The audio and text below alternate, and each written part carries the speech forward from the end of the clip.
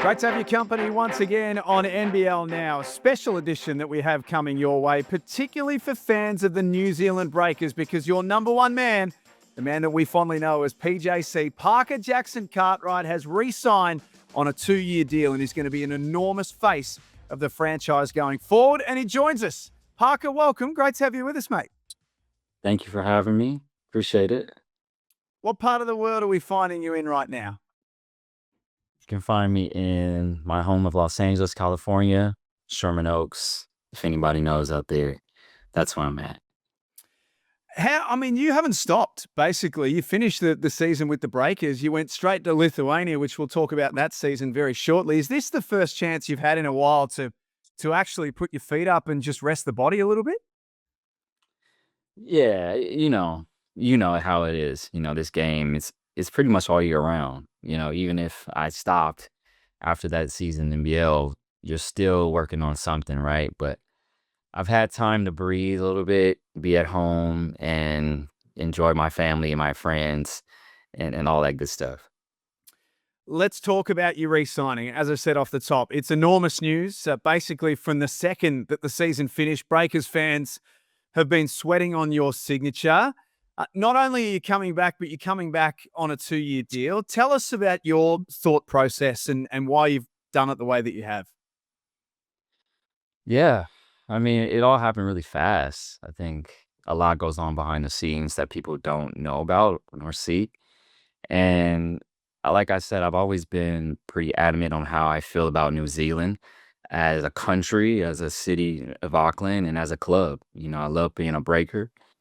And when that opportunity presented itself back around, I thought, hey, let me cement myself back in a place that I'm familiar with and that I love dearly. So it was kind of easy once it presented itself. Once me and my agent kind of sat down with it for a moment or two, and we felt like it was the best possible thing for me to just continue my career.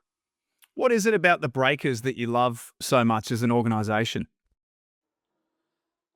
Just the love, for really the supporters outside, but inside the club. It's really easy for myself to show up and do my job, which is to play basketball. Um, and obviously I have nothing to compare it to inside the NBL, but like I say, New Zealand is a special place to me, my family who's visited and loves it. And I think for me, it's a great place, and I think I've really thrived on the court, but off the court as well.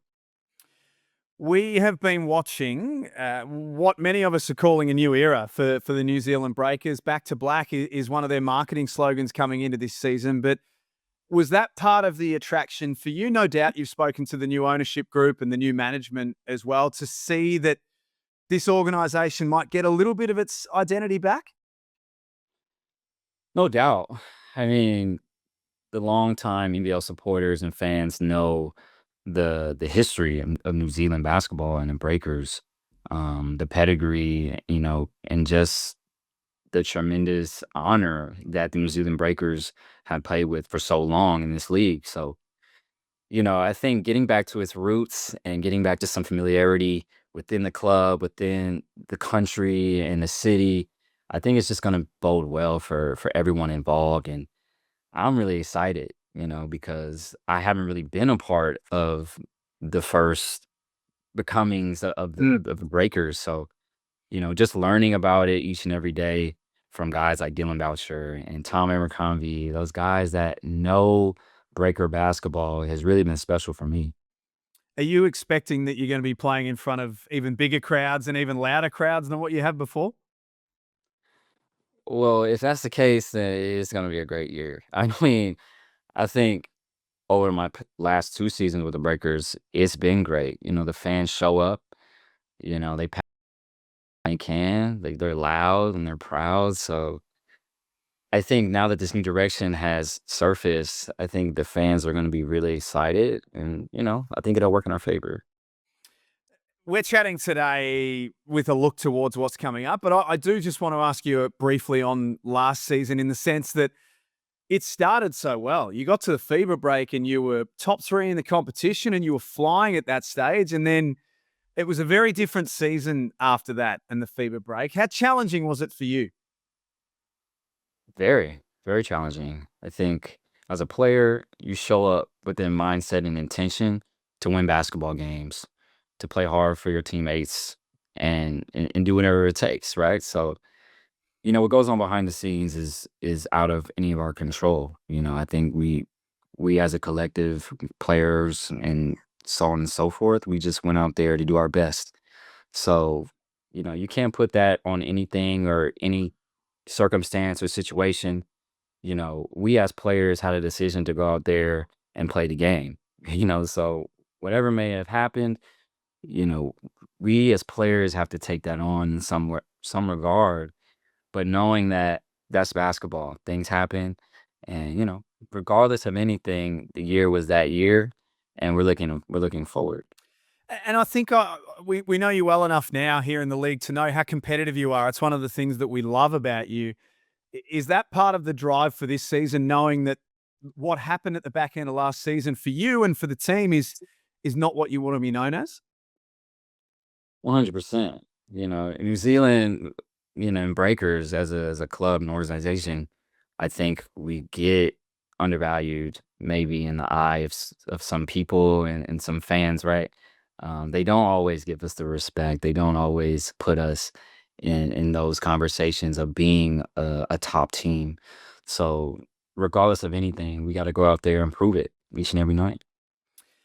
Tell us about your coach, because for a player of your status and marquee level in this league, you're not making the decision without the blessing, obviously, of who you want to play under and who's coaching you. Coach Kopp had to carry a lot of the burden last year, but how do you find him I guess, as a younger coach in world basketball? Yeah, good question. I mean, Cope is the ultimate player's guy. He's easygoing.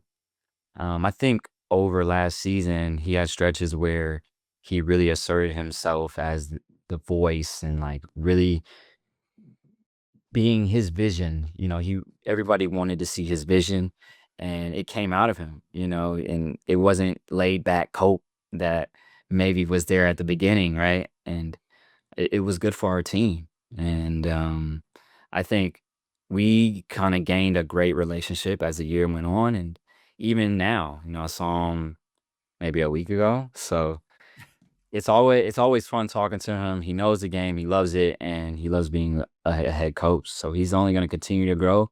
And I'm excited to be on that journey with him.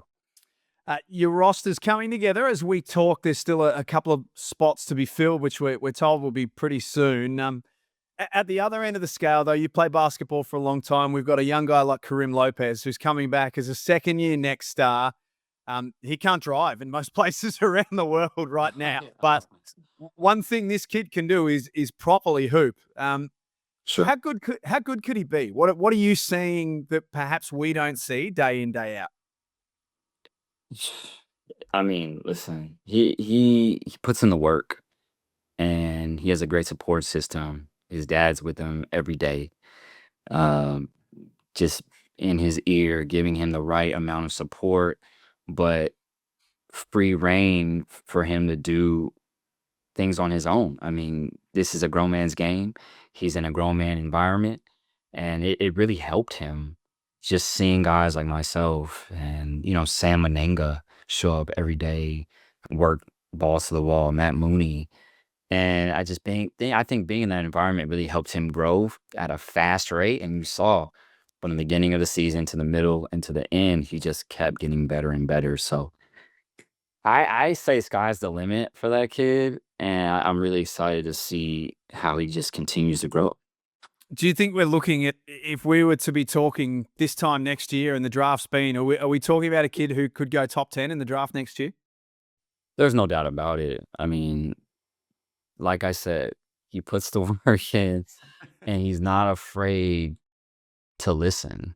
I think at that age, as you see, the game has changed, and he's a sponge, and he's not afraid to take coaching and implement it in his game, and he just keeps coming back every day, and he's just kind of even kill. He's a silent killer. He doesn't say a lot, but he's tough, he's physical, he wants to get better, and he's coachable at the end of the day. So for a kid that age, that's hard to beat.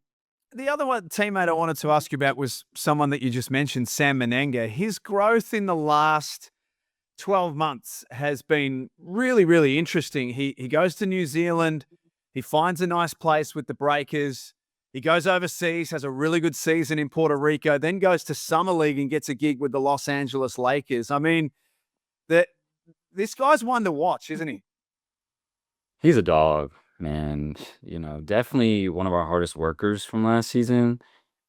And he's just a workhorse. He doesn't back down. He has this cockiness to him that is humble, if it even makes sense, because he just really thrives on working on his game, and he has the amount of confidence because he works on his game. And he's another guy. He's young. He's hungry, and he just shows up every day with that mindset, like, "I'm gonna kill you." And you see he's outspoken about being one of the top guys in the NBL this season. So I'm glad we're gonna have another run at this thing. When we look around the league, PJC, the strength of the point guard position is as good, maybe, and there's still a couple of slots to fill, but it is as good as perhaps it's ever been in this league. Bryce is back, Jalen's back, you're back. You can go down the list of all of the teams that have got their point guards coming back, plus new ones that are coming to the league this year. How is Sure. that for you, knowing that every single night, there's no rest night, there's no easy night, that every single team you come up in this league, your opposing point guard is going to be a massive challenge? It's fun. I mean, this is basketball at its peak, at its highest level. I mean, as a competitor, you want those challenges, and I think it just brings the best out of you. Iron sharpens iron. I've had some good battles with Kendrick Davis and, Bryce Cotton. There seems like there's a guy at the guard position every season that can really bring it. So, you know, I embrace that. I think those other guys do as well. And, let's get it. It's gonna be fun. How do you stop Bryce, by the way? Because we've been trying to work this out for like 8 years now, and I don't think anyone's worked it out.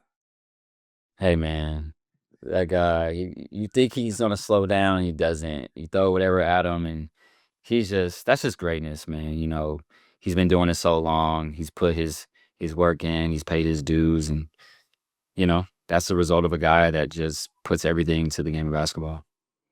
So just go back to you for a second here in the 2-year deal that we spoke about off the top. I mean, you're a professional basketballer and you have been for a long time, and it's always about what's next. Does your mindset change? Can you relax a little? Can you not have to worry about what the next gig is, knowing that for the next 2 years, this is your home, this is where you're going to be, and you can really start to lock in here?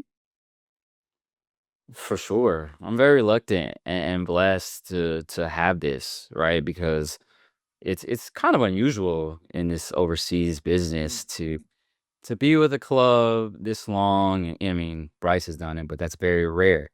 And guys like Tom Abercrombie did it for, I don't 20 some years, right?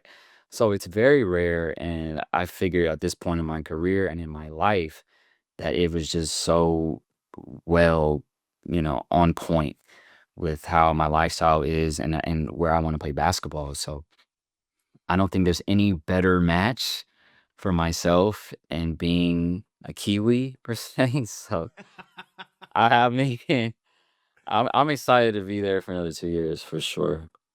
Is there anything around Auckland or New Zealand that you haven't done yet, or that you want to do? I mean, you're going to be there for the next couple of years now. Is there anything like that that you want to tick off your bucket list? Yeah, definitely. I mean, I still haven't done the Lord of the Rings um adventure experience. I think I need to get down there and do that. I've also had Queenstown on my bucket list. Just like, Yep.